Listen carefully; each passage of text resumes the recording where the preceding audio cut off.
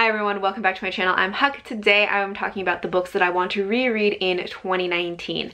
I really enjoy rereading and I love re-experiencing books, but also I have quite a few books that I read a long time ago and I don't remember them very well, so I am trying to slowly but surely reread all of them so that I can tell like if this is a book I still love and I want to keep on my shelves and I want to recommend to people and all of that, or if it's something that maybe I should let go and make room for new books that I love more. So I have about 5 books here that I want to reread this year, and I would like to reread even more than that, but these are some of the ones that I specifically want to get to. The first one is, of course, a Juliet Marillier book, because like no one is surprised that I want to reread more of Juliet Marillier's books, but it is Heart's Blood by Juliet Marillier. And this is one of her standalone books. This is a Beauty and the Beast retelling, and I read this a couple of years ago and I really don't remember anything about it. I remember vaguely that like I enjoyed it, but this was maybe one of the more forgettable ones from her. I also remember that I read this back to back with a different Beauty and the Beast retelling, and so after that I couldn't remember which was which, and so those two are kind of like fused in my mind, so I kind of want to reread this one so that I'll be able to remember which book is which and see if I like it more maybe the second time. The next 2 books I have are Doology, also by Juliet Marillier, which is Wolfskin and Fox Mask. And these are a Norse-inspired historical fantasy. Our main character is a Viking, I believe, and he has traveled to another country, he has settled there, he finds love, but then somebody from his past reappears and demands he repay a debt of honor that is something from his past. And that's all I know about this. And this is one that I read quite a long time ago and I remember nothing from it. I only remember that I didn't like it very much the first time I read it. But as I said, I've read this a very long time ago and my reading tastes have changed a lot over time, so I'm really interested to see if I enjoy it more this time around. But yeah, I remember this was one of my least favorite books that I had read from her the first time I read it, but that was probably at least 10 years ago. Then the next book I have is The Witches of I Lehman.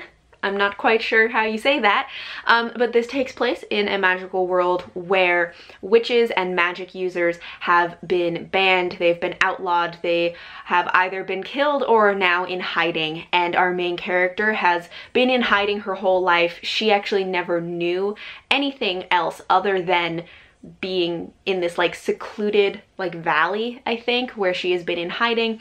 But then there is a prophecy that starts off a series of events that draws her out and forces her out into the world and onto this adventure.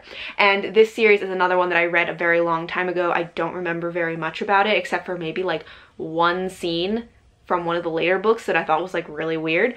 But I do remember enjoying it. So I am excited to try this one again. And then the last book that I have on this list is The Rune Lords by David Farland. And this book is one that I talk about a lot of times in tag videos when there's a question about an interesting or unusual magic system.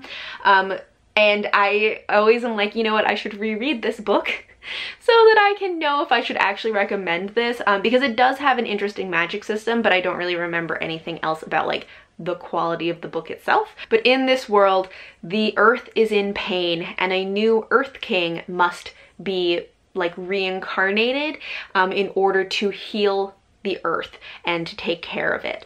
And so we are following characters as they are figuring out who the Earth King is going to be. But one of the things that is so interesting about this series is the magic system. And it is called Rune Lords because they use a kind of rune magic in which they are able to transfer characteristics, qualities, abilities, things like that from one person to the other using runes. So they have these magical runes that they use as brands. So they like heat them up, I think, and they have this special ceremony that they do.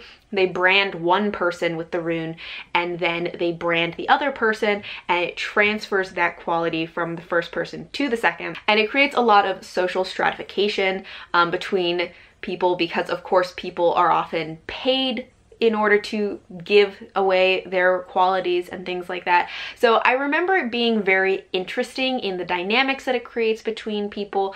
I remember the rune magic being a really interesting part of this. So I really hope that I enjoy it as much the second time around, because I did really love this series when I first read it. But this is another one that I read at least 10 years ago.